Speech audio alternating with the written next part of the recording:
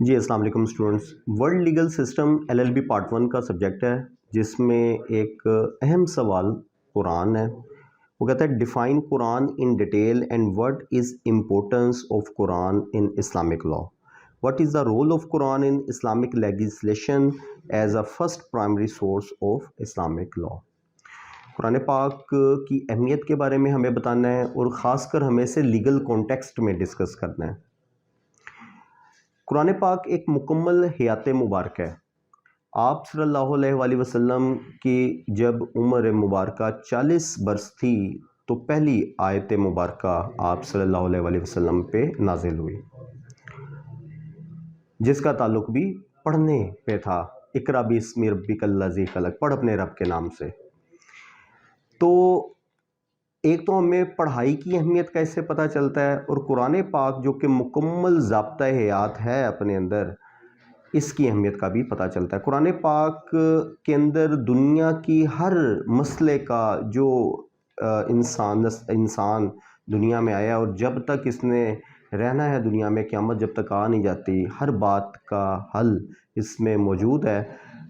ہم انسانوں کی عقل اتنی نہیں ہے کہ ہم اس کے اندر سے اپنا حل تلاش کر سکیں، لہٰذا اگر کسی مسئلہ کا ہمیں سامنا ہوتا ہے تو پھر ہم رجوع کرتے ہیں، یا جورسٹ جو ہوگا وہ رجوع کرے گا ادر سورسز ادر دین قرآن، جو دوسرے سورسز ہیں لائک سنہ، اجماع، قیاس وغیرہ وغیرہ۔ لیکن کوئی بھی جورسٹ ہے وہ اگلے سورس پہ اس چیز کے حل کے لیے تب تک نہیں جائے گا جب تک نہ کہ وہ قرآن پاک میں اپنی تلاش مکمل نہ کر لے۔ یہ اس کا ایک پروسیجر ہے۔ قرآن پاک کے ڈیفرنٹ نام ہیں، اور اس کو مختلف 55 ناموں سے پکارا گیا ہے، جیسے الکتاب، النور، القرآن، الفرقان وغیرہ وغیرہ۔ قرآن پاک مکمل حیات مبارکہ جب ہم اس کو کہتے ہیں تو اس کا مطلب ہے کہ اس کے اندر وہ تمام مسائل جو دنیا کے اندر ہمیں درپیش ہوتے ہیں، بنیادی مسائل، اس کا حل آیات مبارکہ میں ملتا ہے، بیان کیا گیا ہے۔ بے شک وہ ہمارے معاشی مسائل ہوں، بے شک وہ ہمارے معاشرتی مسائل ہوں، بے شک وہ ہمارے جو ثقافتی مسائل ہوں، بے شک وہ رنگ، نسل، نسب سے متعلقہ ہوں، یا ہماری وراثت سے متعلقہ ہوں، یا ہم اس کے علاوہ وہ فسکل کے علاوہ، مالیاتی کے علاوہ وہ بے شک سزائی یا تعزیری ہی کیوں نہ ہوں۔ مختلف طرح کے جو معاملات ہیں، جو بنیادی انسانی حقوق ہیں، لین دین کے معاملات، سارے کے سارے اس میں ہمیں مل جاتے ہیں۔ قرآن پاک کو بیسیکلی اس کے 30 پاروں میں تقسیم کیا گیا، جنہیں اجزاء کہا جاتا ہے، 114 اس کے چیپٹر جنہیں سورہ کہا جاتا ہے، اور 6666 اس کی آیات مبارک ہیں۔ تو قرآن پاک کا یہ کل مجموعہ ہے۔ جورسٹ نے بنیادی طور پہ اس کو 3 حصوں میں تقسیم کیا ہے۔ فرسٹ پورشن جو ڈیل کر رہا ہے وہ ریلیجیس ڈیوٹیز سے متعلقہ ہے، بلیف ان ون اللہ سے متعلقہ ہے، اور ڈے آف ججمنٹ سے متعلقہ ہے۔ جبکہ جو سیکنڈ پورشن ہے وہ قرآنک ایتھکس یعنی کہ اخلاقیات سے ہے، اور جو تھرڈ پورشن ہے اسے معاملات یعنی کہ زندگی کے جو معاملات ہے، ریلیشن شپ بٹوین انڈیویجولز، اور ریاست سے متعلقہ جو معاملات ہیں اسے ڈیل کیا جاتا ہے۔ کلاسیفیکیشن آف حکمز ان ہولی قرآن جو ہیں وہ 2 طرح سے ہیں، حکم تکلیفی اور حکم ودی۔ حکم تکلیفی بیسیکلی کریٹ کرتا ہے اوبلیگیشن، ایک ذمہ داری عائد کرتا ہے کسی کام کے کرنے یا باز رہنے کے والے سے، کہ وہ کون ایسے احکامات جو کہ یہ بیان کریں گے، ذمہ داری عائد کریں گے کہ آپ نے کون سے کام کرنے ہیں اور کن کاموں کی ممانعت ہے۔ اور حکم ودی بیسیکلی احکام کی راہ میں جو رکاوٹ ہوگا وہ حکم ودی ہوگا، اور کون سا ایکٹ جو ہے وہ ویلڈ ہے اور کون سا ایکٹ ویلڈ نہیں ہے، ٹھیک نہیں ہے، یہ حکم ودی ہمیں بتائے گا۔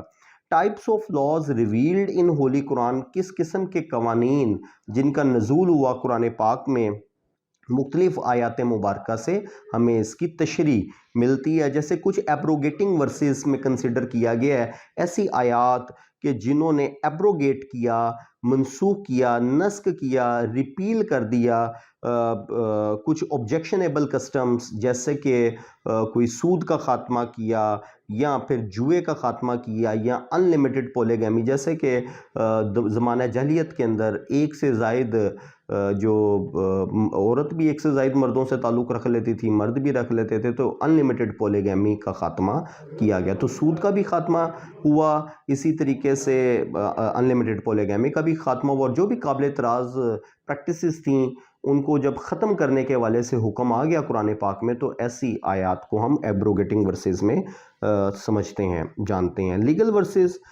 ورسز وہ ہیں جن کو دو کیٹیگری میں کیا گیا، کچھ ایڈمنسٹریٹو میٹرز کے حوالے سے تھیں اور کچھ کانسٹیٹیوشنل میٹرز کے حوالے سے تھیں، آئینی معاملات میں.